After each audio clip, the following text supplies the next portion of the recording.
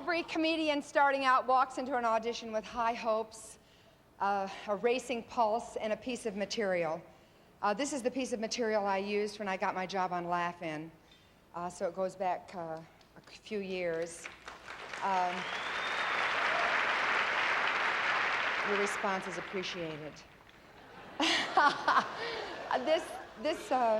This piece is about a woman who has a problem. And many of us have similar problems. I think you know you have this problem if when you're leaving a party you overhear someone say, "Did she have a purse?"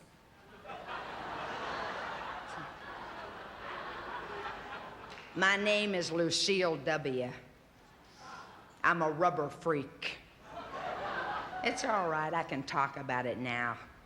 Of course, when there was a time when I couldn't. When I look back on it, I think it all started with rubber bands. I wasn't actually swallowing them in those days, I just sort of munched on them. Sometimes I'd take one and stretch it from one eye tooth to the other, sort of twang on it. Then one day I sat down to write a lyric for one especially good tune I'd twanged. I must have blacked out. Because when I came to, I realized I'd eaten the eraser off my pencil. Wasn't no time at all, I was up to 20 pencils a day. All my friends, my relatives, they started saying, "Lucille, don't you think you've had enough?" I thought I could handle it, I really did. I thought I could quit any time I wanted. Instead, I became a secret eraser eater. I started to take all my household money and spend it on art gum. I just couldn't seem to get enough. I was putting on weight. One day my husband came home early. I was just finishing off a typewriter eraser. He caught me with the brush sticking out of my mouth.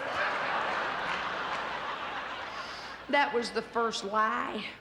I told him I was chewing on my eyelashes. From then on, it was just straight downhill all the way.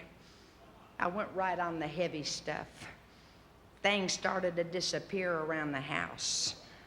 Oh, at first I was careful, you know, door stops.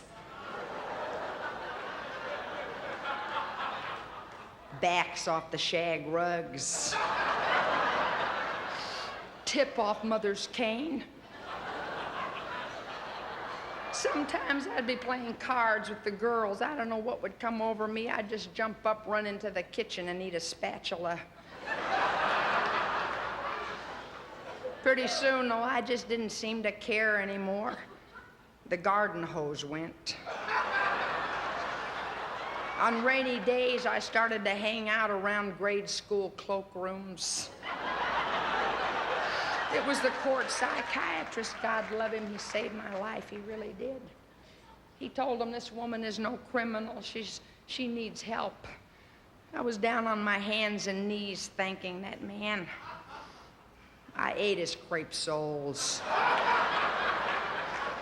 Well, it's been a long, hard battle back, but I'm well now. Of course, just to remind myself, I still keep a snow tire in the closet.